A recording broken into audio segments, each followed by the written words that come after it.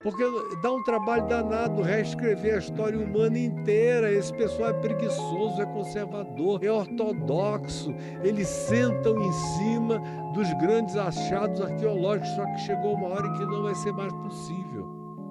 Por exemplo, Adão e Eva, eles devem ter vivido numa bolha. O fato é o seguinte, eles geraram 2 filhos, Caim e Abel. Caim matou Abel. Aí Caim foi expulso do paraíso.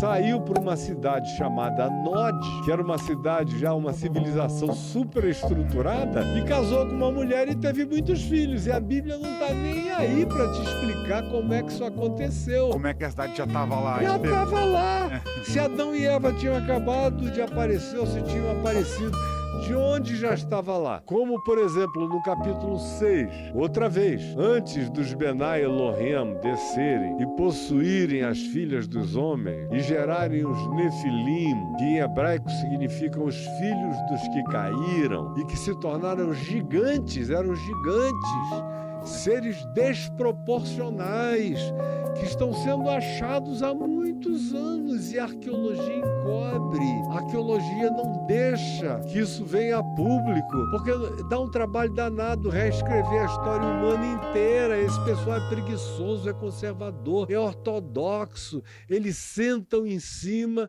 dos grandes achados arqueológicos, só que chegou uma hora em que não vai ser mais possível. E essa hora chegou. Todos os mitos dos povos contam a mesma história, só que a antropologia do século XX, na presunção positivista, racionalista do século XX e do século XIX, diz, não, isso é só mito da ignorância desses povos. Eles inventaram, agora, não se comunicaram e inventaram tudo, coisas absolutamente iguais, sem Pangeia, já separados por oceanos intransponíveis, contaram as mesmas histórias, idênticas. E diz lá o texto de Gênesis, ora, naquele tempo havia gigantes na terra. E também depois que os filhos de Deus possuíram as filhas dos homens e com elas geraram os nefilins, que eram os gigantes. O texto de Gênesis diz que eles corromperam toda a criatura que rastejava sobre a face da terra, fizeram todos os experimentos possíveis na terra, no mar, onde quer que eles tenham encontrado criaturas vivas, eles as desconfiguraram. Aí é onde o livro de Enoque, que devia estar na nossa Bíblia, mas não está, foi uma decisão lá do imperador Constantino deixar de fora, mas está na Bíblia dos etíopes.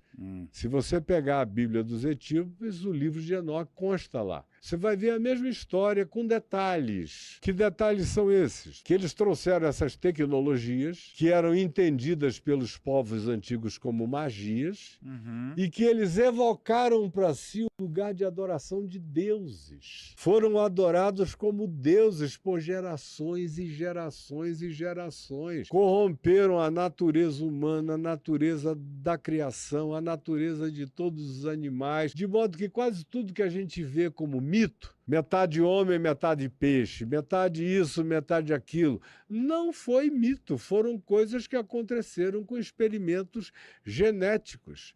Você vê, por exemplo, Flávio Josefos, que é o grande escritor judeu, que ganhou esse nome depois para criar uma adaptação romana para sobreviver entre os romanos e que reescreveu toda a história judaica do Gênesis para frente, até depois da queda de Jerusalém e mais um pouco, ele diz aos gregos, ele diz, vocês gregos, todo o panteão de vocês foi verdade, não foram mitos. E ele diz, são os seres descritos em Gênesis, no capítulo 6, da fusão dos Benai Elohim com as filhas dos homens.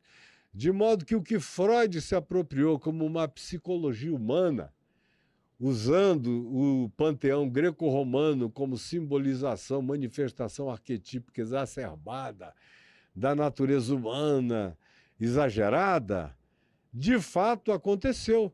Se você quiser entender a psicologia desses seres pré-diluvianos, que decorreram dessa miscigenação de entes celestiais com as filhas dos homens e com a corrupção do gênero humano, em razão da qual veio o dilúvio, que foi um resetting, O dilúvio está explicitamente dito que não tinha mais saída. Se a humanidade, ou o que tinha restado da humanidade, continuasse daquele jeito, tinha acabado tudo há muito tempo atrás. O dilúvio foi um resetting, para ver se a gente rehumanizava o planeta e recomeçava de novo.